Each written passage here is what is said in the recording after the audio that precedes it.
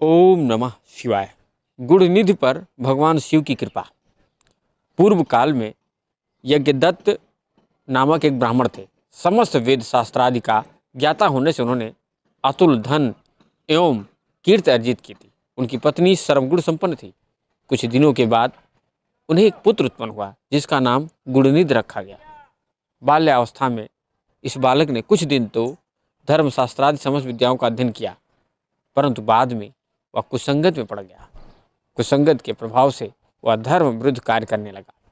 वह अपनी माता से द्रव्य लेकर जुआ खेलने लगा और धीरे धीरे अपने पिता द्वारा अर्जित धन तथा कीर्ति को नष्ट करने लगा। कुसंगत के प्रभाव से उसने स्नान संध्या आदि कार्य ही नहीं छोड़ा, अपितु शास्त्र निंदकों के साथ रहकर वह चोरी, परस्त्री गमन, मदपान आदि कुकर्म भी करने लगा। परंतु उसकी माता पुत्र स्नेहवश ना तो उसे कुछ कहती थी और ना उसके पिता को ही कुछ बताती थी, इसलिए यज्ञदत्त को कुछ भी पता नहीं चला।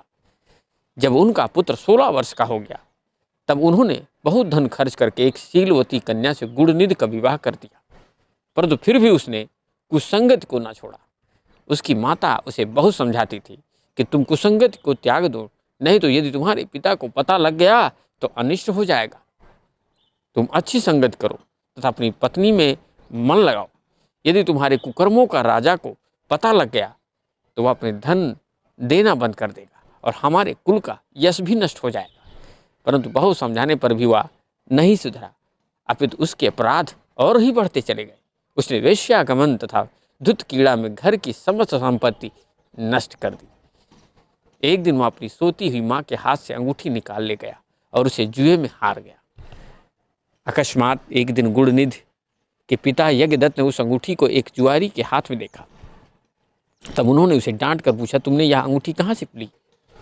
जुआरी डर गया और उसने गुणनिधि के संबंध में सब कुछ सत्य सत्य बता दिया। जुआरी से अपने पुत्र के विषय में सुनकर यज्ञदत्त को बड़ा आश्चर्य हुआ। वे लज्जा से व्याकुल होते हुए घर आए और उन्होंने अंगूठी के संबंध में प्राप्त हुई गुणनिधि के विषय की सारी बातें अपनी पत्नी से कही। माता ने गुणनिधि को बचाने का प्रयास किया, किंतु यज्ञदत्त क्रोध से भर उठे और बोले कि मेरे साथ तुम भी अपने पुत्र से नाता तोड़ लो, तभी मैं भोजन करूंगा। पति की बात सुनकर वह उनके चरणों पर गिर पड़ी और गुणनिधि को एक बार क्षमा कर देने की प्रार्थना करने लगी। जिस यज्ञदत्त का क्रोध कुछ कम हो गया, जब गुणनिधि को इस घटना का पता चला तब उसे बड़ी आत्मग्लानि हुई। वह अपनी माता के उपदेशों का स्मरण कर शोक करने लगा।